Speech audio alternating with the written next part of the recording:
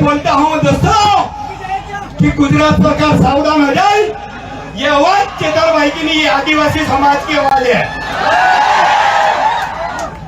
मैं एक और बात बोल के जाता हूँ भाई कि आज जो आदिवासी समाज जाग के आया है, ये समाज बुलाया नहीं गया, खुद आया है।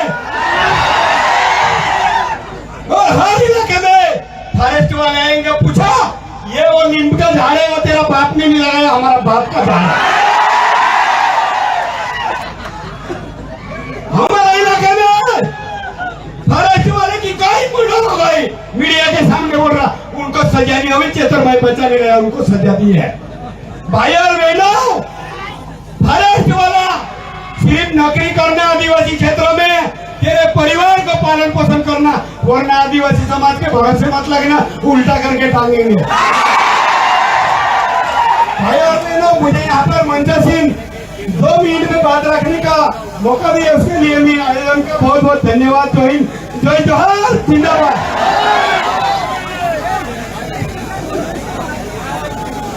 सीताराम पावराનો ખૂબ ખૂબ આભાર। હવે પછી પીપલનેરથી પધારેલા આદિવાસી એકતા પરિષદના ફાઉન્ડર ડોંગર બાગુલને હું વિનંતી કરીશ કે તેઓ ટૂંકમાં પોતાનું વક્તવ્ય રજૂ કરે। પીપલનેર ધુલિયા।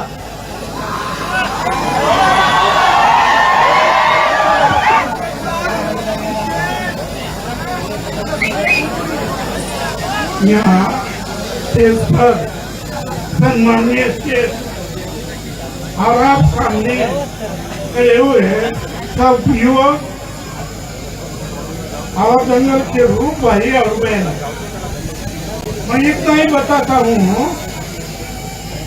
जंगल जमीन के लिए महाराष्ट्र सरकार ने मुझे 14 दफे जेल में डाला, लेकिन मैं हटा नहीं। जंगल जमीन मिलती रही, सरकार वापस गई। तो सरकार को ये क्या मालूम है, आप आंदोलन करो, मोर्चा निकालो, लेकिन जेल में मत आओ।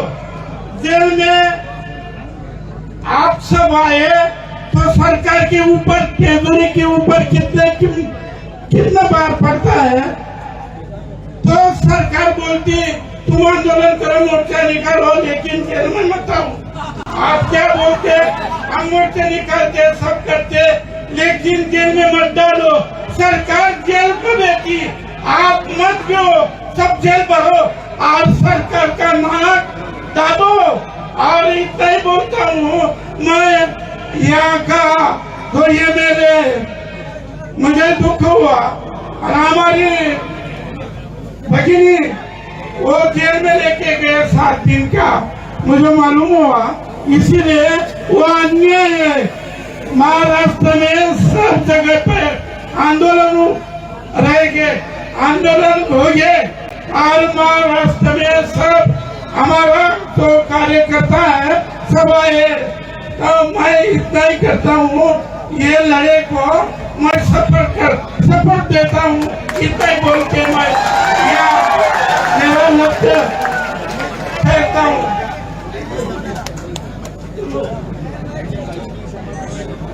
हेलो, अपनी वच्चे जगतसिंह साहेबश्री पण अपनी वच्चे उपस्थित रह्या छे, एमनुं पण अमे स्वागत करीए छे।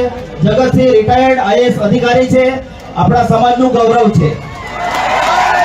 सुशील कुमार पावरा राष्ट्रीय अध्यक्ष बिरसा फाइटर्स, एमनुं पण આપણે સ્વાગત કરીએ છીએ। વિજય વસાવા સુરતથી પધાર્યા છે, ટાઈગર સેનાના અધ્યક્ષ, એમનું પણ આપણે સ્વાગત કરીએ છીએ। હવે પછી હું વર્ષાબેનને વિનંતી કરીશ કે આજની સામાજિક જનસભાને સમર્થન આપનાર આપણે વચ્ચે આપણે એટલા બધા ઉપસ્થિત રહ્યા છે, તો તેઓ પોતાનું વક્તવ્ય રજૂ કરે। વર્ષાબેન। છોટાઉદેપુરથી રાજેશભાઈ રાઠવા લગામીનું સ્વાગત કરીએ છીએ। મંગળથી માર્ક્સભાઈ ગામિતનું આપણે સ્વાગત કરીએ છીએ। સ્ટેજ ઉપર ખરેખર વજન વધી ગયું છે, તમામ મિત્રોને હું વિનંતી કરું છું સ્ટેજ ખાલી કરીશું। આપણે સ્વયંભૂ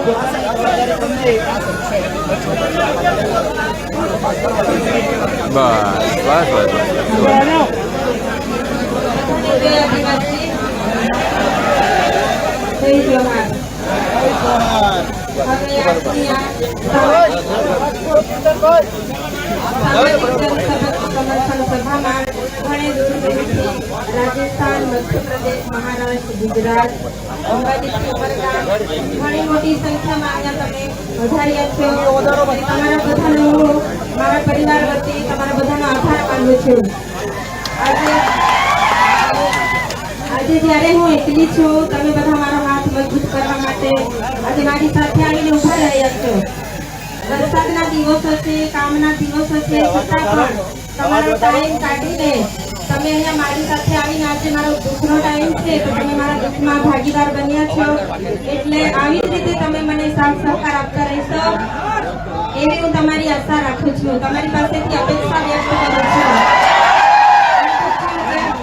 હું હવે એકલી છું, મારો પરિવાર જેલમાં છે અને મારા ઘરે બાળકો પણ છે, છતાં પણ તમે બધા મને સાથ સહકાર આપો છો એટલે હું હિંમત રાખું છું.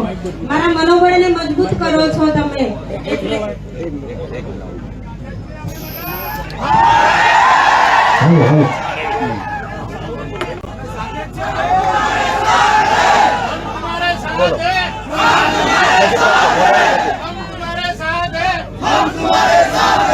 તમારો મને સાથ સહકાર આવી રીતે મળતો રહે એવી હું આશા વ્યક્ત કરું છું. અને બીજું, હવે જે 18 દિવસનું બાળક હતું, આપણે બધા જાણીએ છીએ 10 દિવસ જેલ ભોગવીને આવ્યું છે, પણ તમે બધા અહીંયા એકતા બતાવી અને હાલ જાણવા મળ્યું કે જામીન મળ્યા છે.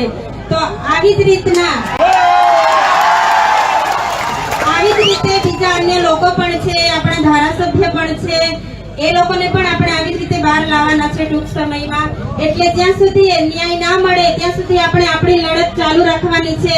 એટલે તમે બધા ન્યાયની લડતમાં મારી સાથે રહેશો અને મારા પરિવારને સાથ સહકાર આપશો એવી હું આશા રાખું છું.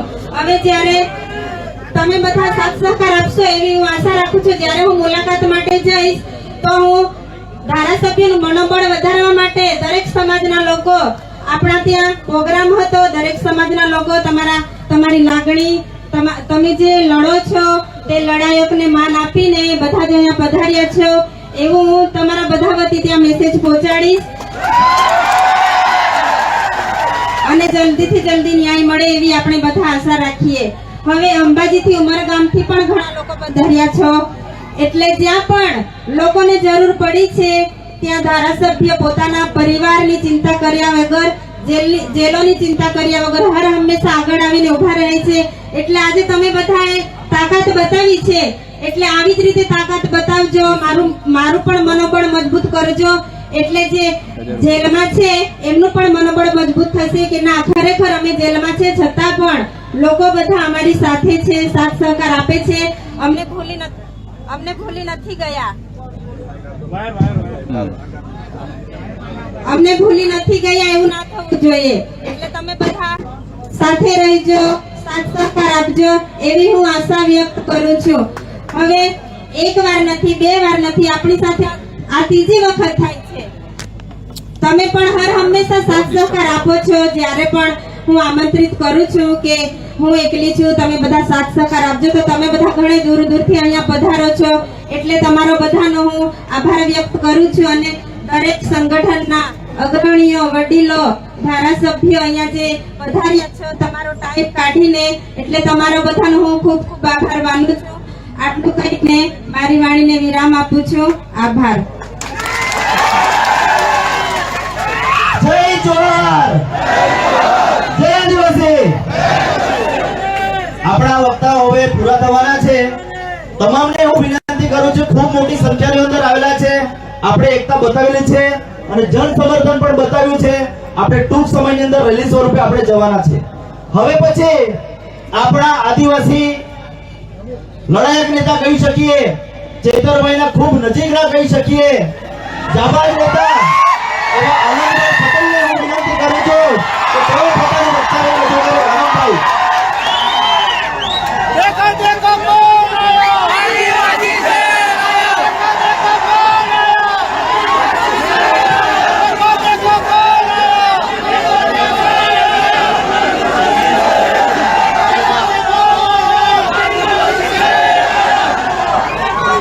સૌને નમસ્કાર. સૌને જય આદિવાસી,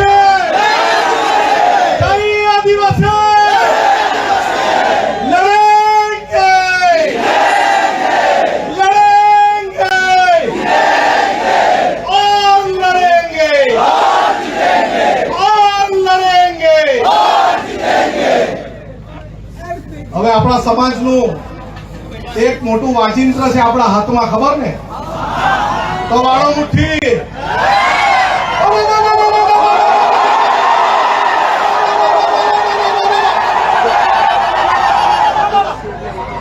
આપણે આદિવાસી સમાજ એટલે એક એવો સમાજ આ દુનિયામાં છે એ કોઈના બાપથી ડરતો બી નથી અને છૂટતો બી નથી.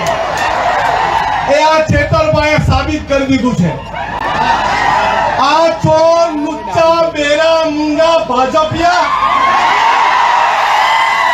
એને કહી દે ચેતર વસાવો એકલો નથી, આ કરોડો આદિવાસી એની સાથે છે. અરે અમને એવી આદેશ આપવામાં આવે ચેતરભાઈ જો જેલમાંથી કે જેલ ભરો આંદોલન કરવાનું છે, આપણે જેલ ભરો આંદોલન કરવાનું છે. અરે ગુજરાતમાં એવી કોઈ જેલ નહીં મળે જે 1 કરોડ આદિવાસીને જેલમાં મૂકી હતી. અને મારે પોલીસને કહેવાનું છે, આદિવાસી સમાજને બાજી મૂળિયા ગણવાનું બંધ કર. આ આદિવાસી સમાજ અને વાઘ રહેશે. હવે પછી છે ને લાફાવાળી કરવાની જરૂર નથી. અરે ભગાવો વાળું કરવાનું શરૂઆત કરવાની છે. મારા ગામમાં ભાજપીઓની જ ચલો ભગો. અરે જંગલ ખાતાવાળાને બહુ તુમાખી આવી ગયેલી હોય ને, અમારા વિસ્તારમાં પ્લાન્ટેશન નથી કરવા દેતા, આવીને બતાવજો અમારા વિસ્તારમાં. અરે આદિવાસી સમાજ એક દિવસ ડેરીમાં દૂધ ભરવાનું બંધ કરે ને તો આ બધા ભાજપીઓને ચા પીવાની બી નહીં મળે. અને આદિવાસી સમાજ પોતાના વિસ્તારમાં પડેલું વરસાદનું પાણી રોકી દે ને તો ધોવાના બી ફાફા થઈ જાય. આપણે એક રહેવાનું છે. પાર્ટી પક્ષમાં જ્ઞાતિના ફાટામાં ફટવાનું નથી, બટવાનું નથી, વેચાવાનું નથી. આપણે બોર્ડર લેસ બનવાનું છે. દરેક ભારતીય આદિવાસી એક થવાનું છે. મારો વિસ્તાર તારો વિસ્તાર નહીં. જ્યાં પણ કોઈને તકલીફ પડે, મહારાષ્ટ્રમાં લકીભાઈને તકલીફ પડે તો આપણે સૌએ ત્યાં જઈને એને સહકાર આપવાનો છે. આપણા વિસ્તારના દરેક લોકોને મારી અપીલ છે કે આ વર્ષાબેન એના કુટુંબની જવાબદારી એક ભાઈ તરીકે આપણી છે કે નહીં? છે કે નહીં? અને પોલીસ વાળા, અહીંના પોલીસ વાળાને બી કહેવા માંગુ છું, તમારામાં તાકાત હોય ને આવનારા દિવસોમાં જેલ ભરો આંદોલન કરવાના, ત્યારે અમને અટકાવજો. અમે લડવા તૈયાર છે. અમે લડવા બી તૈયાર છે, મરવા બી તૈયાર છે, પણ છૂટવા તૈયાર નથી. આપણે કદી ઝૂક્યા નથી અને ઝૂકશું પણ નથી. અને એક હાથ ઊંચો કરીને કેવું, આપણે સૌ હાથ ઊંચો કરીને કેવું બધા, આપણે સૌ ચેતરભાઈના સમર્થનમાં છે. સરકાર નહીં સમજે, આવનારા દિવસમાં જેલ ભરો આંદોલન કરીશું અને કરીશું. સૌનો આભાર. સૌને જય જોહાર, જય જોહાર.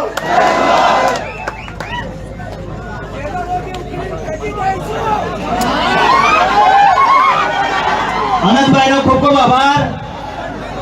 હવે પછી થોડું પાછળ ને પેલા વિસાવદરના અહીંયા ધારાસભ્ય થોડી આવી ગયો પાછળ.